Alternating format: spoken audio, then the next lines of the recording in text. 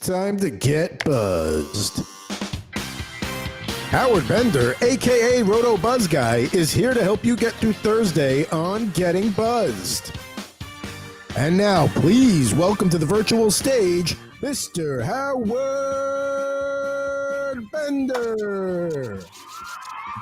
What is going on, everybody? Welcome in. Thanks for joining me here at Getting Buzzed. I am Howard Bender, and that's right. This is sports talk with a little fun and a little edge to it. Appreciate everybody tuning in here. And if you're watching me on the old Fantasy Alarm YouTube page, well, by all means, hit that like button, click subscribe. You don't want to miss any of the content that we've got coming out here on the Fantasy Alarm YouTube page. From the Quick Outs podcast to Alarm Fantasy Football to Brits Blitz to Coops Fantasy Fiasco, the betting show, the Better Sports Betting Show. We've got it all for you here. So hit that like and subscribe button. We think that we got something real good here for you. Today, I know that I've got something real good for you here. My special guest joining us a little later on. You guys know her as at Stepmom Lauren over on the old Twitter machine there. Right, she's a writer over at FTN Fantasy.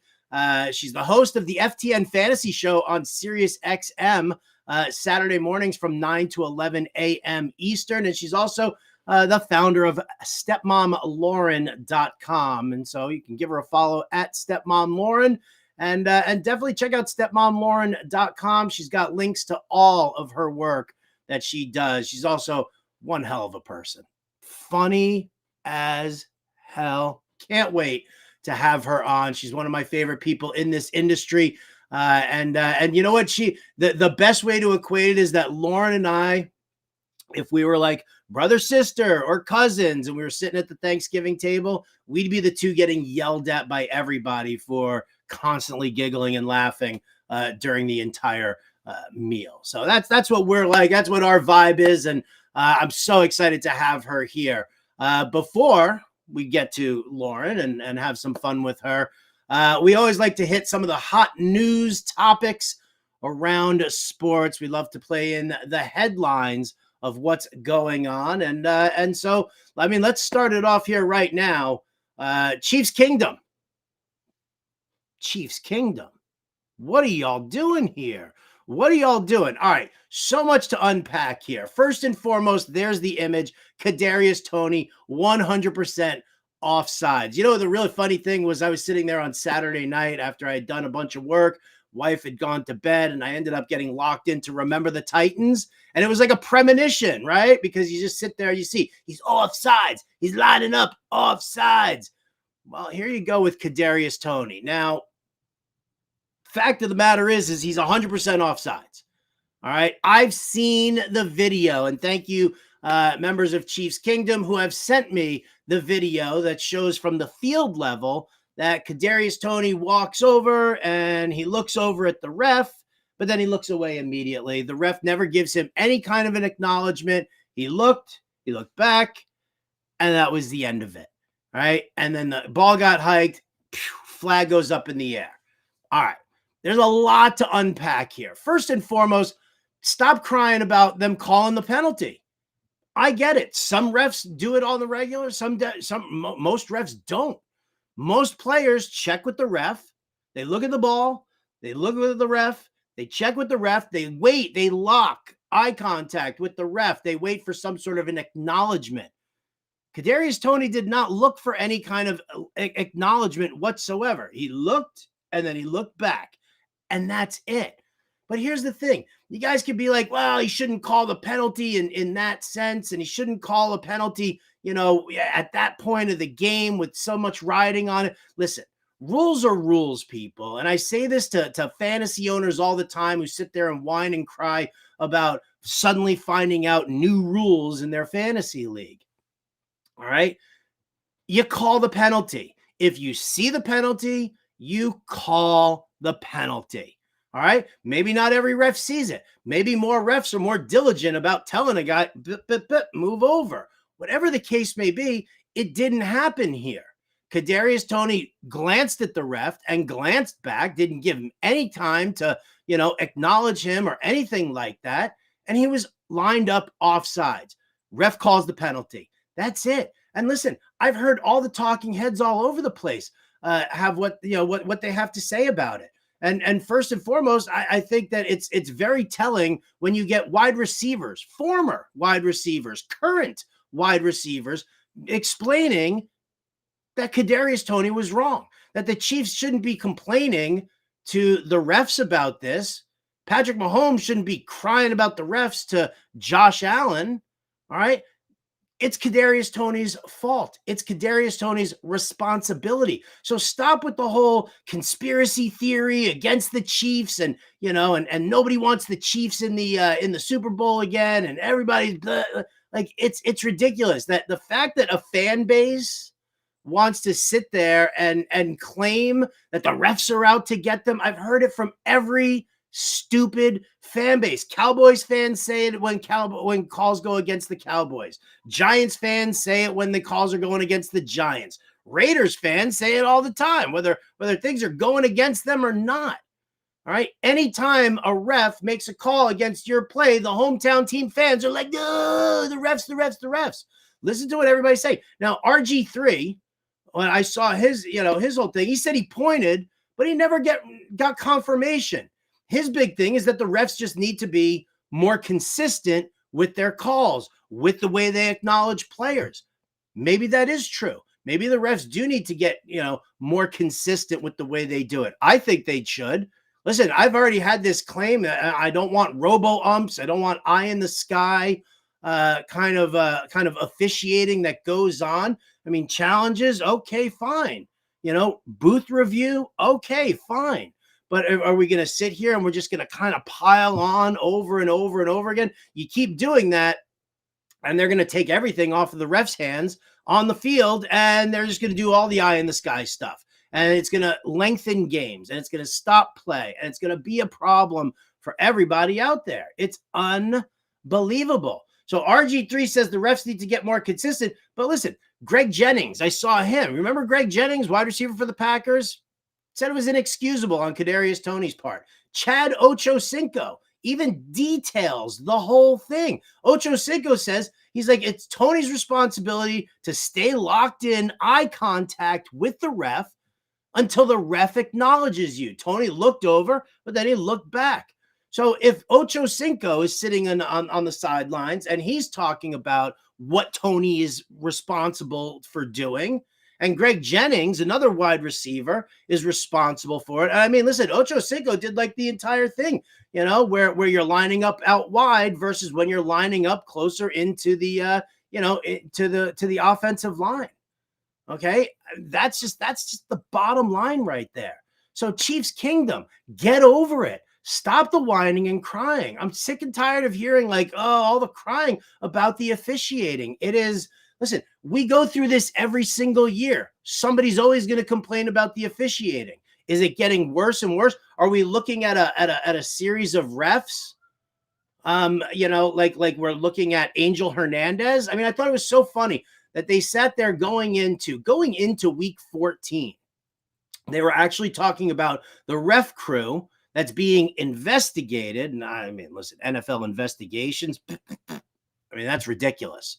Just ask anybody about the Bijan Robinson injury reporting incident, or what was the other? Oh, the Joe Burrow injury reporting incident. I mean, that's unbelievable. And the NFL has just kind of glossed right over that, and nobody's at fault, and nobody's being penalized for it. So an NFL investigation is to me, it's futile and it's dumb. But what's most important here is that going into this week, they were singling out this one ref crew. They were singling out this crew, and they were like, they're officiating the Jets-Texans game, and they're going to be watched super closely, and blah, blah, blah. And all eyes were right on there. And then what happens? It's in the Chiefs game where it all ends up falling apart. So, I mean, listen, refs are humans. Refs miss things. They get things. That's why we have reviews. That's why we have the booth review, with 2 minutes left, so that it tries to avoid things like, games being decided by a referee. But you guys got to stop with this whole conspiracy thing. Blame Toney. I think Jim Bowden said it best to me, all right, on the air. Loser players find ways to lose games. And that's exactly what we've got with Kadarius Toney. All right. Giants fans know what we're talking about. Anybody who knows, Kadarius Toney from his NFL career and what he's done and, everything that's happened with him. I remember the video that he posted of him trashing Giants fans. I mean, this dude, he's got a 5-cent head. He might have amazing talent on the field, might have great speed, might have great hands, might have great instincts. You know what? He's got a 5-cent head, and that's problematic. And loser players find ways to lose games. And Kadarius Toney is the only one that you guys need to be blaming. Stop crying about the refs. Stop talking about call should never be made like that at that time. Rules are not subjective. Rules are, you need to look at rules. Rules are finite. All right. Subjective is the wrong word. Rules should not be open for such crazy interpretation that some refs call it and some don't. All right. It is what it is. And so y'all got called on it. That's the end of the story. It's not going to, nobody's going to go back. Nobody's going to change anything. Maybe the refs will spend a little bit more time focusing on this particular penalty. I don't know. What I do know is that any wide receiver out there needs to check with the ref, eye contact, lock it in, be extra diligent about it. I get it. 2-minute drill, hurry up offense, so much going on. You got to check, you got to look for coverage, everything like that. Yeah. Focus with the ref. Make sure you're onside. That's all I'm going to say. I just want to stay in the football realm here just for a quick minute. And I just want to shout out Tommy DeVito, right? He is the hero that I never knew I needed. Right. And Gotham's Guido. I love this. Adam Bernard, our illustrious producer here. Shout out for Adam Bernard. Gotham's Guido night. Yeah, listen. Tommy DeVito. Go back and listen to SiriusXM Fantasy Alarm Show, and you'll hear my whole love letter to Tommy. The chicken cutlets, I actually had chicken cutlets. For those of you who might not know, my survivor pool came down to me and one other guy this past week, and I had the Ravens, and he had the Packers. So, of course, I made my wife some Tommy cutlets for dinner, right? We did cutlets with some cheese on top, and we did some penne alla vodka to go with it, and we celebrated and enjoyed that meal during the game. And Tommy DeVito, listen, this dude, again, I've said it before, I hope they keep him on as a backup. This dude's not a starter in the NFL. And I heard some reporter actually ask Brian Daboll to compare Tommy DeVito's early success here with that of Tom Brady coming off the bench. And that's ridiculous. Ridiculous. I do love his agent. For those of you out there who have never seen the movie 10 Things I Hate About You, that's who he reminds me of. He reminds me of Joey, the smart-ass dude who pays Heath Ledger money to go take out a girl.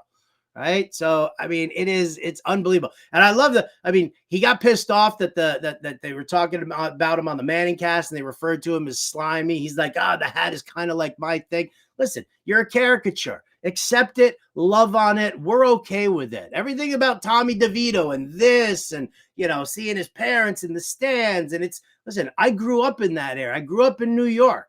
Right. So I know what the community is like. So, embrace it, love on it, and thank you, Tommy DeVito, because you and that pass to Wan'Dale Robinson at the end of that game was it was a huge thing for me, huge thing for my family, and Tommy cutlets will always be on the Bender household menu. Last thing I want to say here real quick before we bring in stepmom Lauren, this Shohei Ohtani contract. Oh my God. I mean, listen, the contract is the contract, $700 million for 10 years. But the fact that Ohtani has deferred 68 of the 70 million he's supposed to get annually, right, for 10 years, so the Dodgers can use all this extra money for the free agents.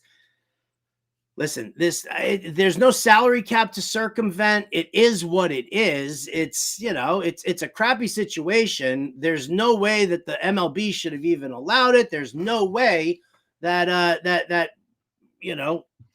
the Players Association should allow this. Like the fact that Ohtani can just say that he's going to defer so that the Dodgers can spend another $1 billion on Yamamoto or any other free agent that's, highly coveted right now. This is definitely, it's going to be a problem. It's definitely going to be a problem. This is like, it's like the Bobby Bonilla situation. Like, how much are they going to end up? Ohtani's taking care of his family for life. And I applaud him for that move. And he wants to win a World Series more than anything, which is why he's doing this. But yeah, I mean, I get it, really, you can't live off of $2 million a year? Come on, man. This sets a bad precedent, and baseball does not need another black eye like this. So more on that once we get closer to the baseball season. Yeah, the Dodgers' finances in a decade. It's going to be ridiculous. Whatever their payroll is now in 10 years, now add $68 million a year to it to pay off Ohtani's family. I mean, again, they're going to defer those payments, I'm sure, and break them up as well to routinely help. So that's a whole other ball of wax, but I have to acknowledge it right now. And Jim Bowden and I will be talking more about that. We're going to do a private front office insights as like a prelude to the MLB draft guide. But let's bring her in here. I got to get my buddy Lauren Carpenter in here. Again, she's a writer at FTN Fantasy, host of the FTN Fantasy Show on SiriusXM. She's on stepmomlauren.com. She does the waiver wire segment on All In Fantasy, part of the FTN video family. Let's bring her in. My girl, Lauren Carpenter. Hello. It's been a minute. It has been a minute. Look at you, all festive and holidayed out here.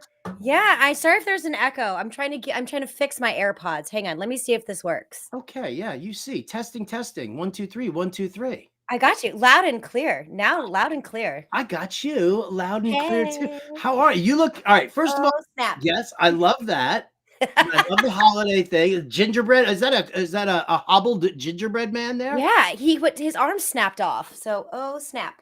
Oh, I got it. You look fantastic, by the way. I just want you to know you look fantastic. I know that you're refreshed coming back from a recent vacation, but how's life in stepmom Lauren's world? It is so busy right now, Howard. I don't even know my own name. My birthday just came and went, and I would not have celebrated it if it weren't for my very good friends surprising me on my birthday. Because I just am like, we're building a house right now. So that is super crazy. It is the middle of the football season. For anyone who does not know who I am, I'm a fantasy football analyst. So I blink and it's week 15 and I don't know what's going on. And we have so many backups and injuries and issues. And my brain is exploding. So I'm drinking a lot more. Okay. I mean, listen, there's nothing wrong with that. And I'll tell you what, we'll booze it up in a little bit here. I got a fun segment for us coming up in a little bit. So you're building a new house. Yes. That's adventurous. It is. It's our dream home. We're going to die there. So that's exciting. So everything is like zero entry, including our shower and our pool. So, just in case, hire me a good lawyer. You know what I mean? Like just straight into the pool. It'll be fine. Like everything is good. No, it's really exciting. We're very lucky. My husband's a CGC, so he's a general contractor, and that part has gone pretty smoothly. And next steps, once we get to interior, I'm actually laying the flooring myself as much as I possibly can to save some money. Assembling all the cabinets, except for the kitchen. Those are coming pre-assembled. Yeah, I know. I'm kind of DIY-y. It's super fun. But yeah, luckily that's happening after the football season. So yay. Yeah, this is good. I'm really excited. We have lived in the same home now for almost 12 years, and it's time to graduate. It's so funny. All my kids are gone, and now we're moving into a bigger house. I don't know how this happened. I mean, I figure, you gotta keep the indoors like pretty wide open at least for Jeff, who's like this thrill seeker, adrenaline junkie, flip the ATV kind of a situation. How's his shoulder doing, by the way? Which one? I didn't bring the picture of the most recent shoulder surgery. Did he injure the other one? Yeah. So that was actually the oldest one, right? That was 6 months ago. Okay, so the story behind this is my husband and his friends are thrill seekers. I am not, but we have dirt bikes and four-wheelers. We have some property where we go and ride them around. They're daredevils. I'm like Mulva, like when I drive. I'm like, oh my God, I'm going 20 miles an hour. I'm gonna die. But I bring all the beer. So everyone has to wait for me anyway. So that's fine. I just cruise at my own pace. But he was actually loading his four-wheeler up into the truck bed, go get it serviced. And he did like this 10-minute safety check of the ramps. Are they properly secured? Are they strapped? Are we lined up? Normally he walks it up, but he had seen his friend just drive it up said ramps the weekend before. So he was like, oh, if he can do it, I can do it. He actually did a great job, but freak accident, one of the straps broke on the ramp right when he was getting it up onto the truck bed. So that fell backwards. He goes backwards on the four-wheeler, still running, by the way. So he hits the steel ramps, bounces off, hits the driveway. The four-wheeler lands on top of him and then him again. So he had completely messed up one of his shoulders. The other one was slightly messed up, but it got even worse. And so he was pushing in his dresser drawer, and there goes the rest of his biceps tendon and the rest of his rotator cuff just severed. So we had to have another surgery. That was like 2 weeks ago. Yeah, it's been awesome. So when the surgeon and the spouse are on a first name basis, right, yeah, this isn't good. Okay, like he guys literally like comes out. having He's like, holiday "Hey, Lauren, dinner what's up?" I'm together. like, "What's up, DeYoung? How you doing?" Like this, it's a really sad day when you're like first name basis with your surgeon and you almost invite him to your Christmas party. Like it's a problem. This is our fourth surgery together, and I'm like, "Listen, bro, I'm done. I can't do this anymore." That is unbelievable. It's like the worst luck you could possibly have. It's So terrible. yeah, at the Fantasy Football Expo back in August, yeah, Jeff had just had her husband's name is Jeff. Yes, it is. And so Jeff had just had like, the surgery that, and It is sling. you showed me the picture of him in the sling with like the little Frankenstein kind of, scar going on He there. was laid open like a fish. And you want to know what's really irritating about this, Howard, is that you can't even see the scar. I'm like, if we went through all of this drama, I want something to show for it because I want to just make up a random story every time we're at the beach or at the pool or something. And he has this massively hideous scar where I'm like, yeah, he was bit by a shark rescuing a chihuahua from the beach or something. But no, you can't even see it. I'm like, what is the point of this if you don't have anything to be like, yeah, look at this massive scar and like wounds? No, it's like, no. I need something way more substantial. Looks like a weird tan line from a. It does just look like, and it's like a hairline because they stitched it from the inside. I'm like, what is this newfangled surgical stuff you're doing? Like, this is weird.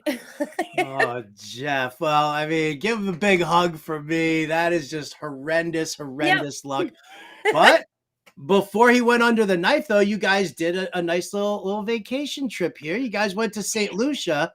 We did. And you got to tell me about this. You were like, there's a drive-through volcano? Yes. The drive-through volcano. It's the only one in the world. So look at our pictures here. Okay, yeah, show them. The the St. Lucia. Oh, that's us in a helicopter. And that's the beautiful Victoria, like hidden waterfall, which I thought I was spry. I am not. Trying to get to this waterfall was like walking over slippery, large boulders. And I'm like, I am so fleet of foot. I'm just going to bound across. Nope. I crawled with I'm like, oh my God, I'm gonna slip. What's the worst that can happen? What I bang my knee on a rock and get wet? But I literally felt like, oh my God, there's lava in the stream. I'm gonna die if I happen to slip a little bit. I'm getting old and I don't like it, Bender. But so this is an imploding volcano, so you can actually drive almost straight up to it, and they have kind of harnessed the hot springs. So you go and have this whole entire excursion for the day. You see the town of St. Lucia, and the roads there are the size of one of our lanes is both lanes. And these harrowing switchback roads, and you're in this open top Jeep that there's no seatbelts. You have a finger outside of this cage, and it's gone because it's getting taken off by a car. Like they don't even have side view mirrors anymore because it's like you need KY just to like get past each other on a turn. It's terrible.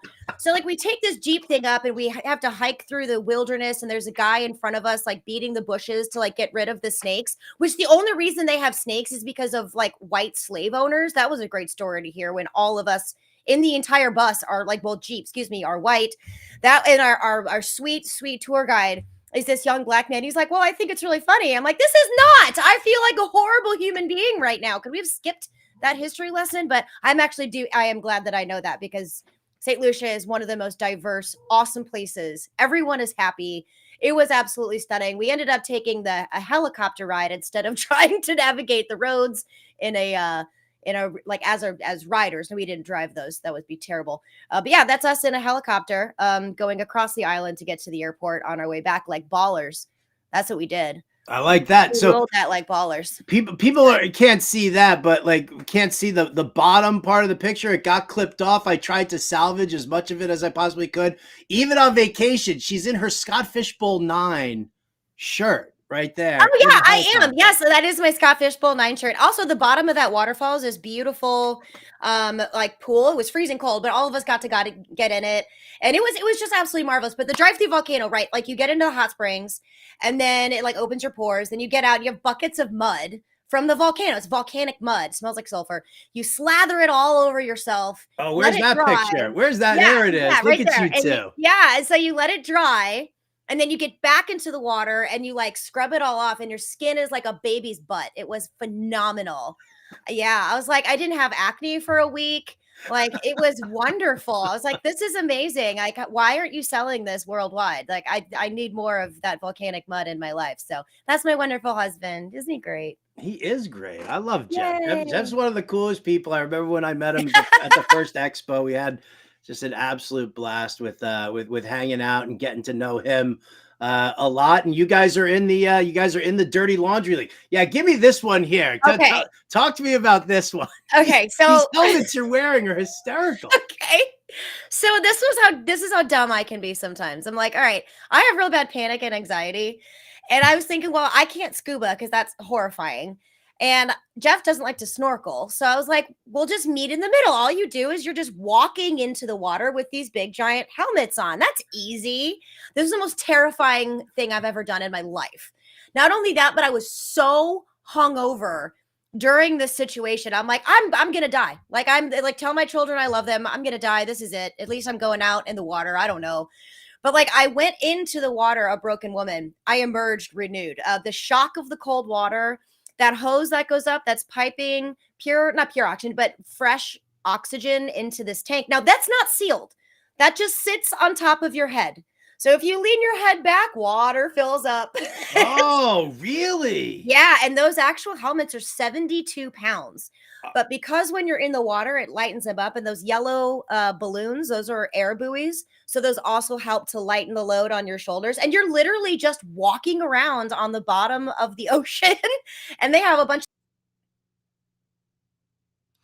Oh. And they downloaded all of them for you, sent up to your WhatsApp. So I've got videos, I've got pictures.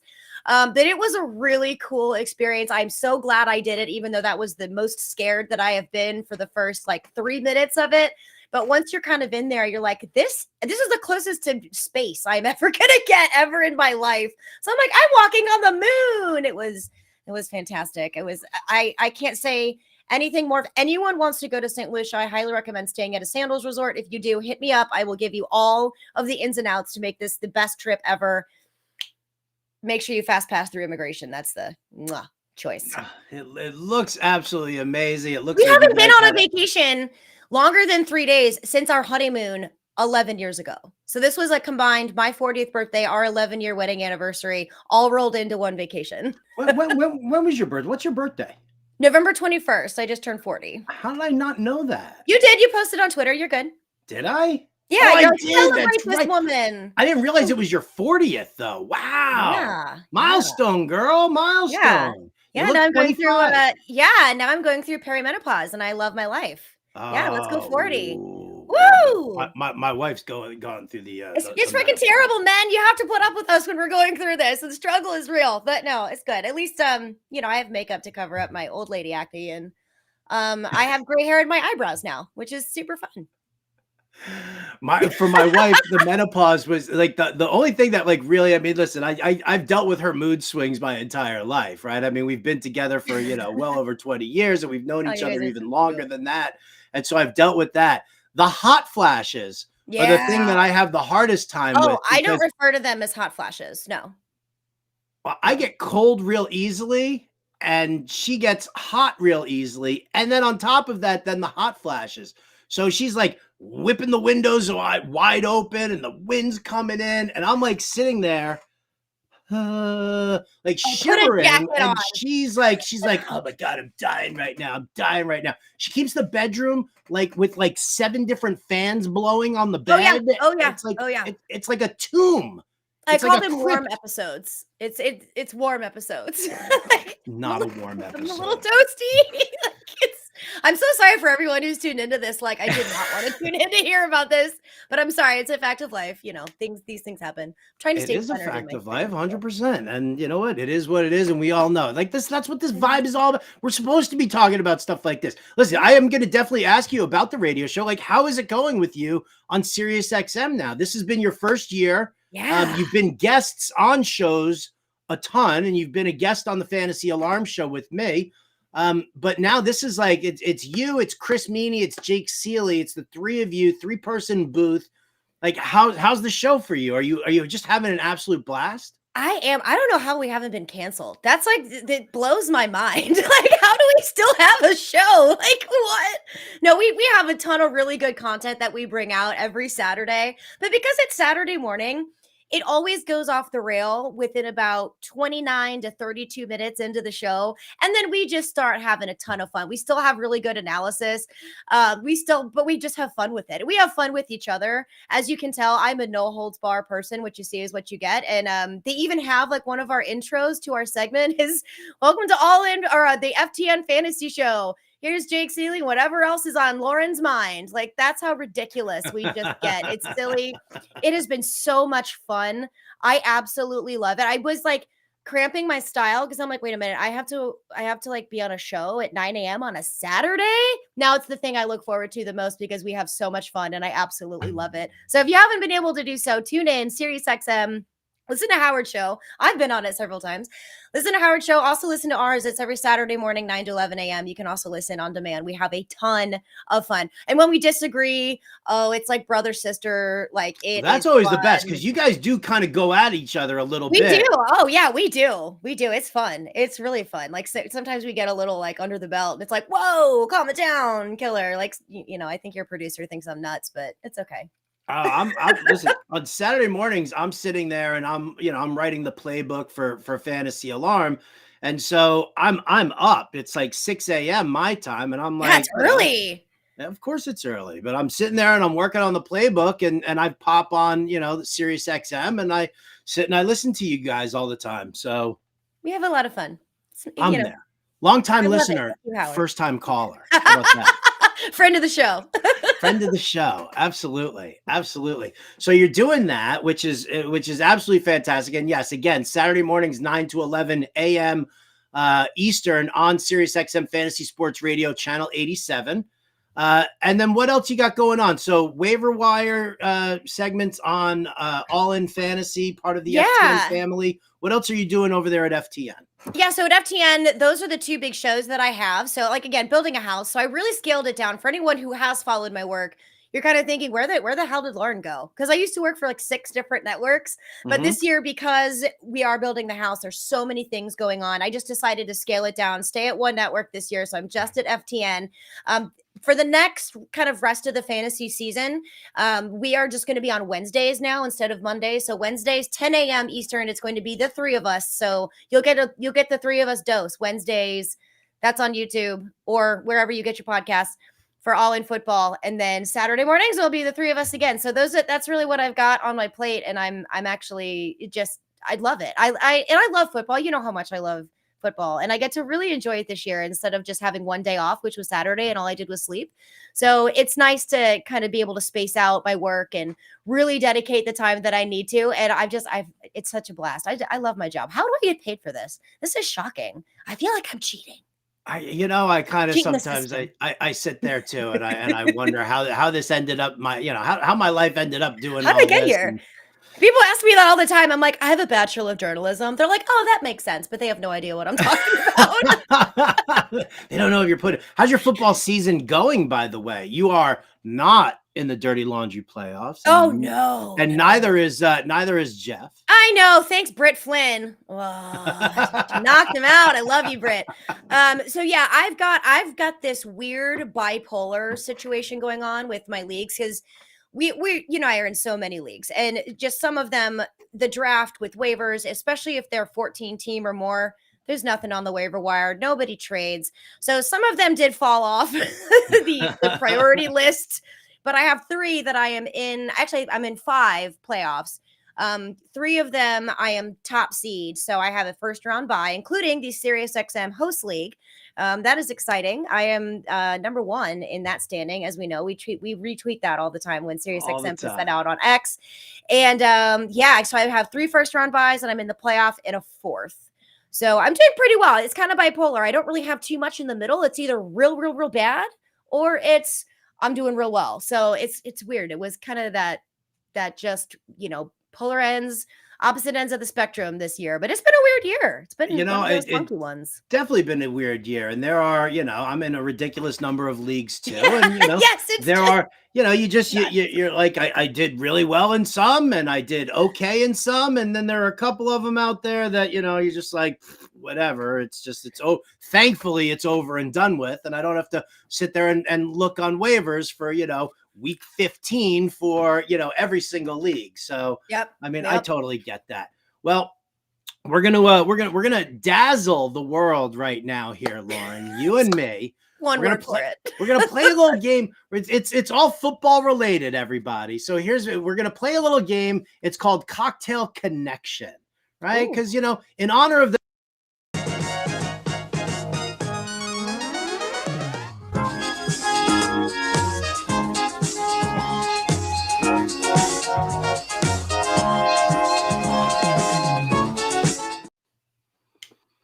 Oh, I was digging on that, man. Yeah, I was too. I was rocking.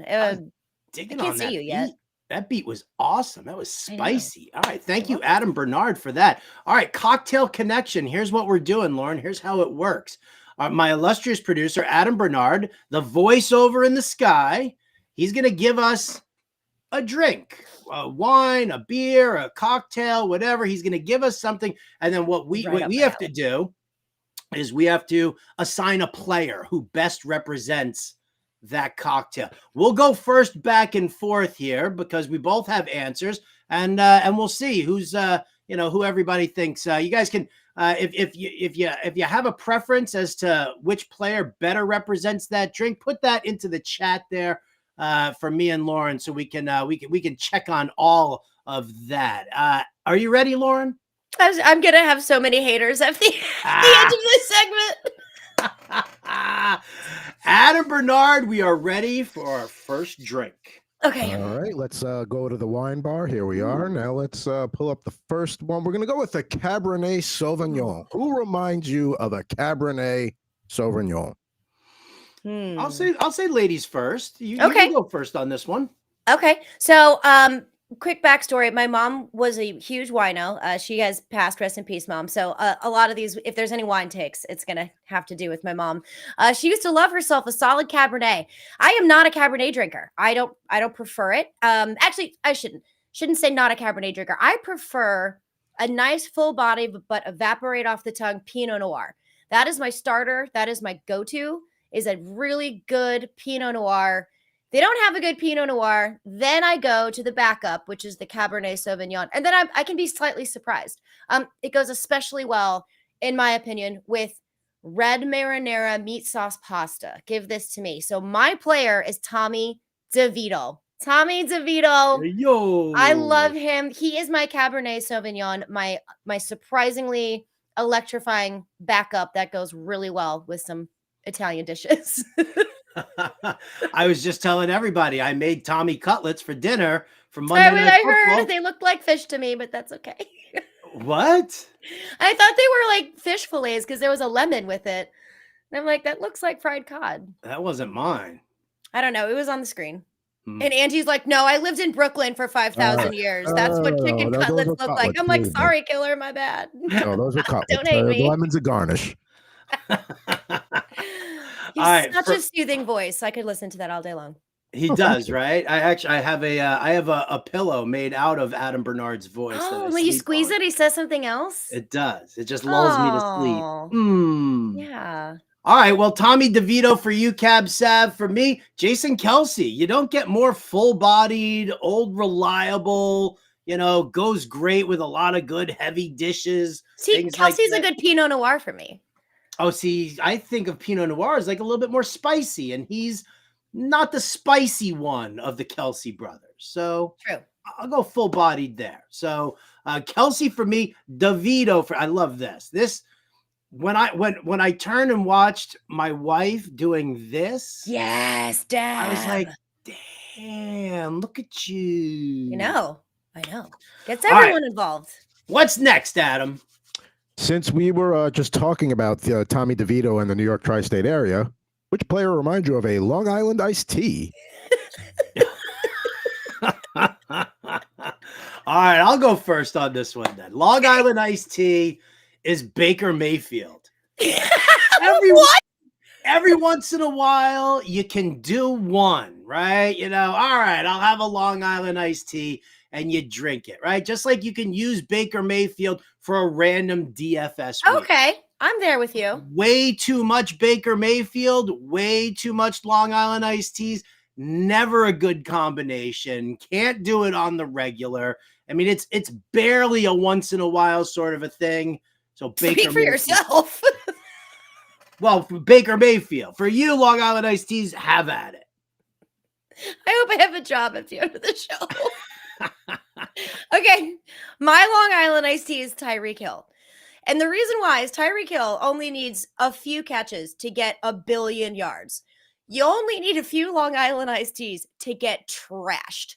And you get trashed fast. And Tyreek Hill is fast. So to me, Tyreek Hill is the Long Island iced tea. Wow. It's kind of funny. I actually have Tyreek Hill, but for a different drink. I don't know if we're going to do that one. So I'll just say it right now, right? Do it. To me, Tyreek Hill is a Chardonnay, right? Because it's full body, medium to full bodied, right? But there's an acidity to it. There's like a bitter, like leaves a bad taste in your mouth sometimes. And that's what Tyreek Hill does. He's dominant on the field. He's great and everything like that.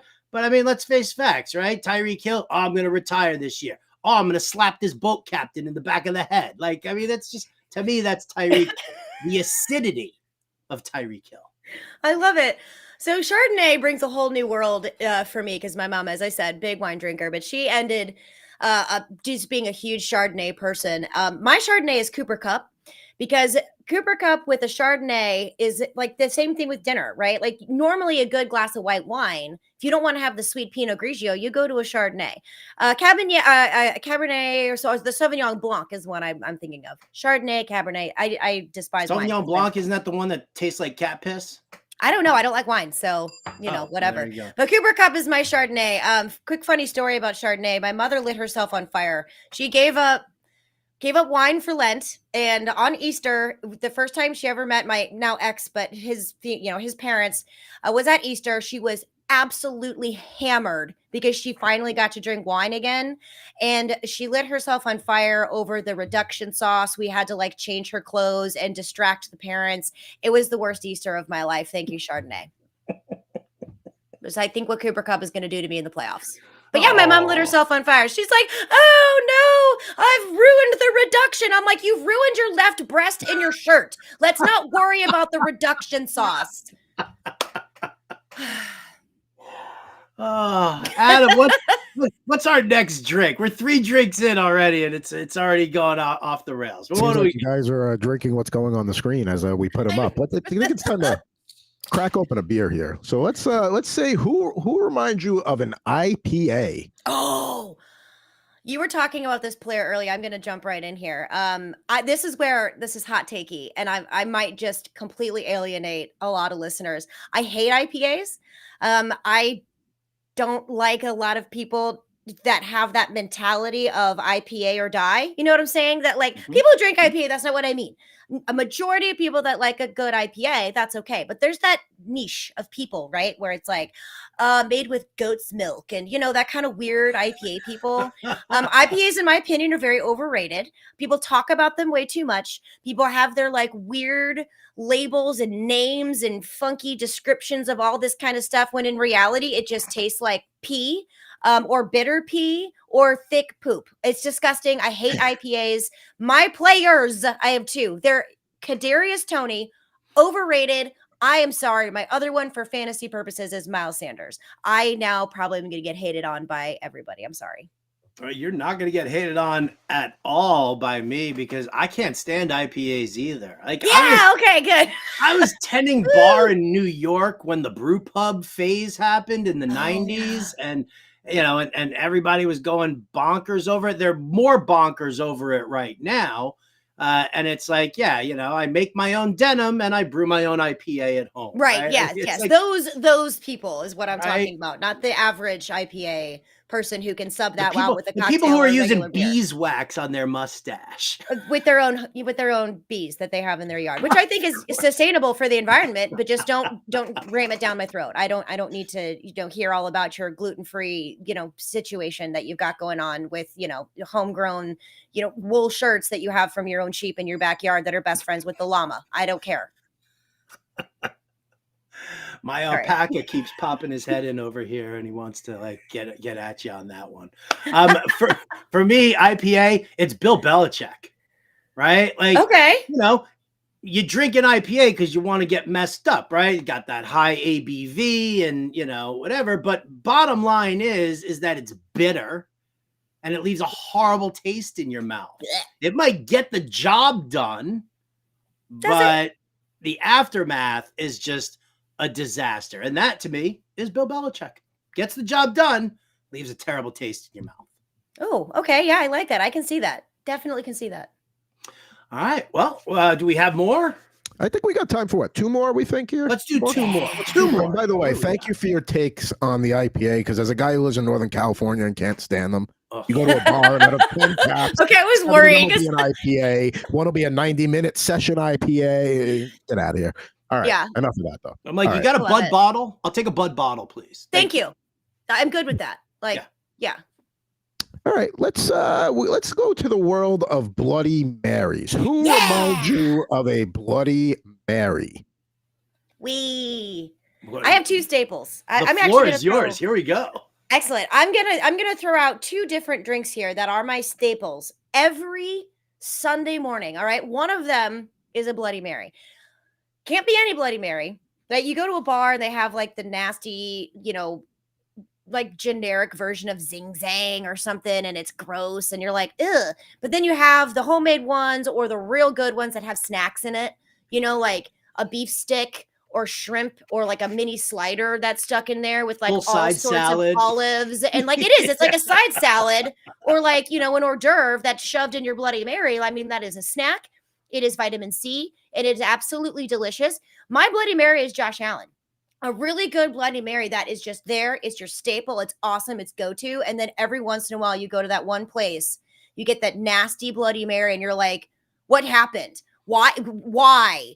This needs to be so much better. And that is Josh Allen for me. 100%. I also want to do my second Sunday staple when you're done with your Bloody Mary one. Because do you like I just dictated your show to you? Why do you have me on? Why are we friends? I don't know. We're friends for exactly this. Like exactly this. I described it. I said you and I are like the brother and sister or the cousins who are sitting there at the Thanksgiving Day table. The only ones having fun. Right. And all the parents are like, stop it. I will separate the 2 of you. They're kicking us under the table. Right? Yeah. Like that's you and me. So that's why you're here. My Bloody Mary's George Kittle, right? It's because it's the ultimate hair of the dog, right? Yes. It's a brutal day. The night was great. And then you wake up in the next morning, you're like, oh, how am I going to do this? You get yourself some George Kittle, right? He pops up with some of these big plays, the fun things that get you like all amped up again. It wakes you right up from the game. Snacks. Delicious. It's the reverse Tommy DeVito for it is. It's drink and then drink. I mean, I love this. Oh my God. I kind of feel like T-Rex though doing that. Like, I have really small arms. I don't know if that works. I really need one of those blow up T-Rex costumes. It works. my other Sunday staple. Because after I have my homemade Bloody Mary with all the snacks, I go to a mimosa. So my sparkling wine, my champagne, because I buy Andre. Okay, it's $5. Leave me alone because it's going in orange juice and it's going in my hungover body. So deal with it. But yeah, I'll have a mimosa in my sparkling wine. That is a staple. It never fails me. It is just absolutely delicious. You can be fancy, you can be bougie, you can be hungover, you can have one eye open, you can have mascara smeared. It doesn't matter. Your mimosa is still going to win. And that is Christian McCaffrey, is my mimosa, also known as champagne. Wow. All right. Can you tell I've had some rough mornings? I can definitely tell because, when you say, the best. It's my eye black. Don't worry about it.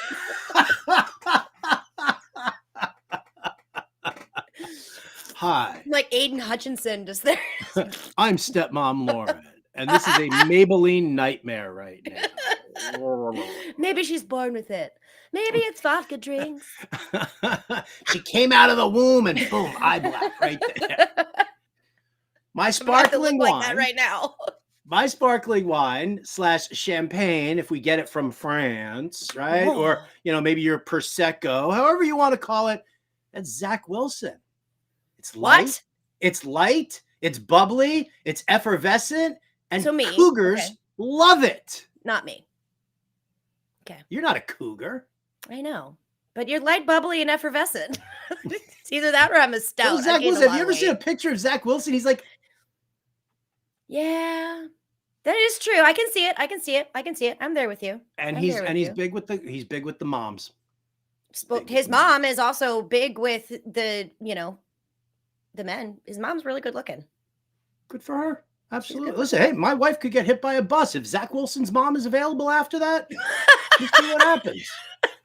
I'm sorry, Deb. I'm not responsible for this. Zach, tell your mom to call me. Call me. Here's my number. Call me, maybe. Lauren, it is an absolute. I could sit here and hold you here for hours and hours on end, but I gotta let you go. I thank you so much for joining. Before I get you out of here, tell everybody where they can find you, how they can listen to you, and what they should be reading. You guys can find me on any social media. Actually, not any. I lied. I don't do Twitch or TikTok. Like, I'm too old for that crap anymore. Twitter is the best way to get to me. Excuse me, X. That is at Stepmom Lauren. I have a website, stepmomlauren.com. I haven't updated it in ages because there's a lot of stuff I need to do with it. So sorry, I'm a slacker. Deal with it. Sue me. SiriusXM every Saturday morning, 9 to 11 a.m. You can also catch me starting this next week moving forward every Wednesday on YouTube at FTN Fantasy YouTube channel. So the FTN YouTube channel, All In Football, 10 a.m. with Jake Seeley and Chris Meaney. And hit me up, everybody. If I don't answer, it's because I get a lot of messages. I'm not ignoring you, I promise. But good luck, everyone who's in the playoffs. And if you're not, try betting. Try it. Props, over-unders. Don't spend a ton of money. You don't want to waste your Christmas money, but it just keeps you some skin in the game. Daily fantasy is my recommendation if you are out of the playoffs. I know you didn't ask, but I gave it anyway.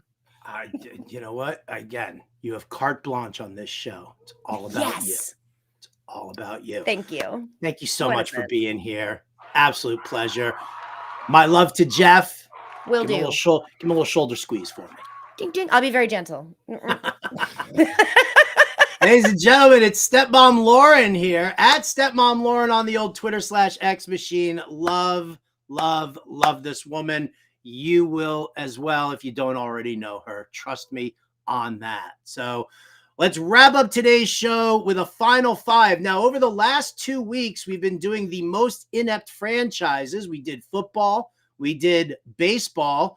Well, I mean, if we're going to top it off here with the four major sports, it's NBA today. And I know that I don't have a lick of credibility with any of you with NBA. So today's Final Five, the five most inept NBA franchises. Take it away, John and Pemba. What's going on, FA Nation? John Pemba here, bringing your top 5 inept NBA organizations, counting down from number 5 to number 1. At the number 5 team here, we're going to go with the Los Angeles Clippers. What can't be said about the Clippers here over the last decade plus? You want to go all the way back to the Lob City Clippers with Chris Paul, DeAndre Jordan, and Blake Griffin.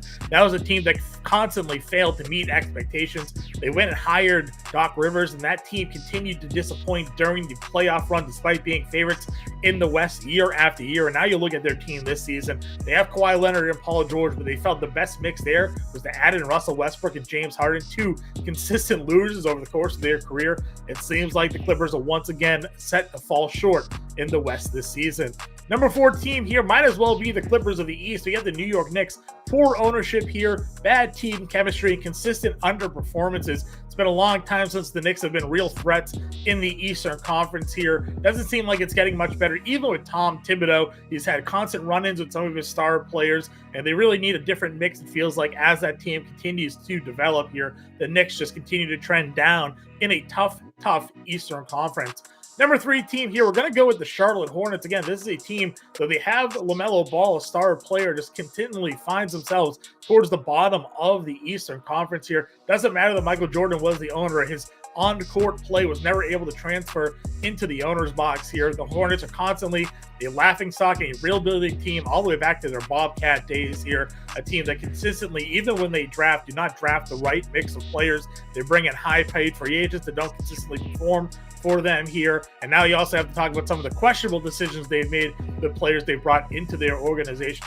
Number 2 most inept team, talk about rebuild after rebuild after rebuild. The Detroit Pistons. Sure, back in their Ben Wallace, Rip Hamilton days, they were a force to be reckoned with in the Eastern Conference. But since then, they've really drafted poorly, and that's a mismanagement in their coaching position. There's a reason they're constantly in the lottery here.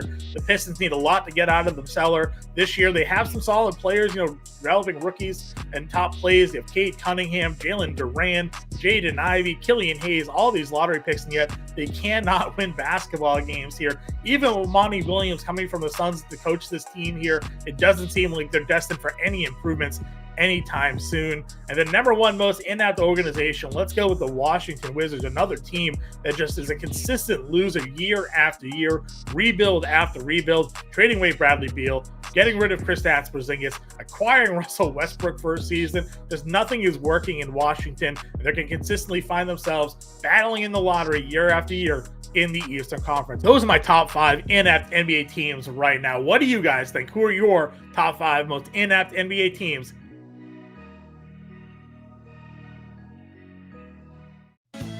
All right. Thanks so much, John and Pemba. Thank you to Stepmom Lauren. Thank you to all of you for tuning in here to Getting Buzzed. Alarm Fantasy Football with me and Andrew Cooper. That's what's next. Appreciate everybody joining us here for today's show. I'm Howard Bender, and we'll catch you next time.